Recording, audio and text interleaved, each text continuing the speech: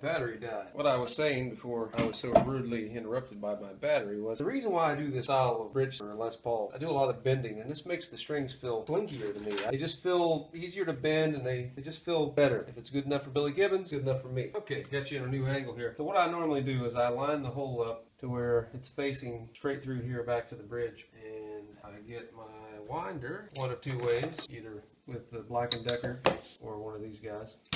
I've already put the nut grease in. I've put it in my saddles down here. I even put it on my stop tail for my over wrap. Okay, I've seen this done 1,000 different ways, but obviously I have too much string. So how do I actually do this to where each time I get the same, close to, not exact of course, number of wraps? So the best bet I have is to come up with a clever way of doing it, and that would be this. This is where I'm going in. I go up 1.5. So somewhere in between here.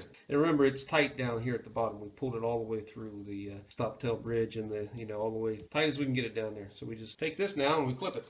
Get rid of that excess there. And then the way I do this is I run it through, leave myself a tag, line this up. Now, the first wrap, I'm going to go over the tab, and every other wrap, I'm going to push this down, and I'm going to run it wrap around. And this is going to push that down to the bottom. And it's going to help me get that string tension I need and that angle. And of course we're way out of tune. There's my tuner.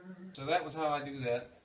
And that allows me to drive this down and keep a limited amount of wraps on it. And now I've got this angle I like, okay? So I'm going 1.5. So I'll show you one more and then we'll go into super fast mode. Well, wait a minute. How am I going to do that here? Well, this is where you're at, so you just grab it back. 1.5. Make your cut here. You're good to go.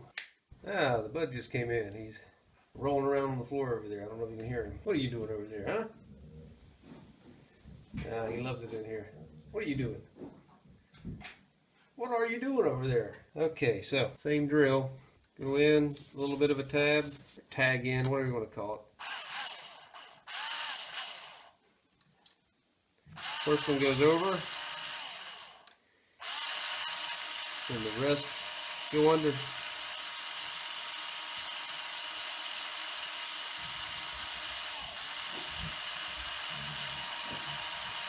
Make sure you're in your slots everywhere. And there you go. Now you've got your angle. Tune it up.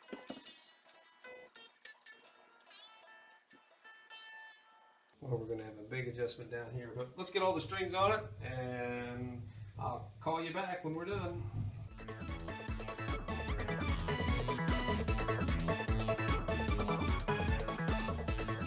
Sometimes you might have a little bit of problems with this E-string, especially one this small. Give yourself a little more room, and you might have to take it on manually. So it gets tight there a little bit, and then you can go back to your super fast mode.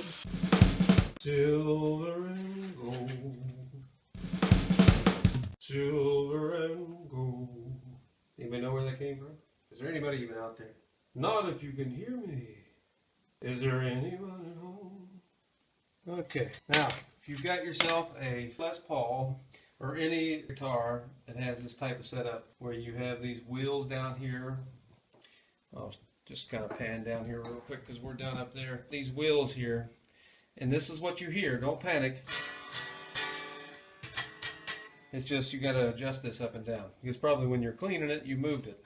I moved it on purpose because I want to do that from scratch. So I'm going to get a new camera angle and we'll be right back. Okay, well, we can take this off now. We got the strings on, but they sound like this. What do? Well, we need to just very simply, without any scientifically way of doing that, I just want to get this moved up until they are making this kind of noise again. So in order to do that, you're going to have to loosen things up a bit.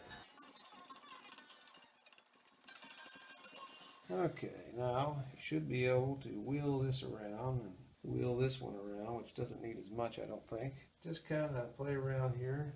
Make sure we're not hitting that. Might be part of our problem. Maybe we're hitting, well, we've got a very flat neck right now. So let's get her tuned up again.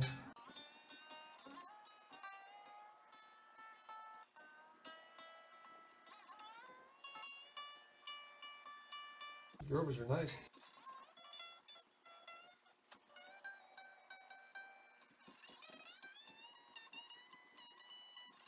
Be very careful with this E.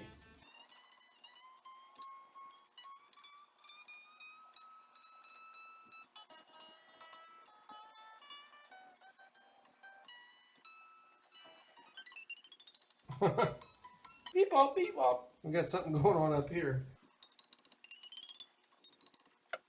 Uh-oh.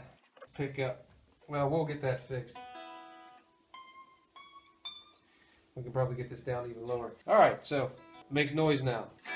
So I'm going to leave it at that for right now, and we're going to let it sit for a bit. I'm going to do some checking of it. I want to see how it sits for a few days, see what happens with the neck. I've straightened the neck out as much as I could get it before I put the strings on. I don't know if I showed you that. Remember, lefty loosey, righty tighty works with necks as well. And I think, you know, the straighter you can get it, the more tension you can get on your truss rod, the better sound you get. My opinion. I'm sure there's others that disagree, but that's how I feel about it. But anyway, we're going to play around with it here while we're waiting, and then we'll come back to it in a couple days, see where we're at. Thanks for watching. Have a great day.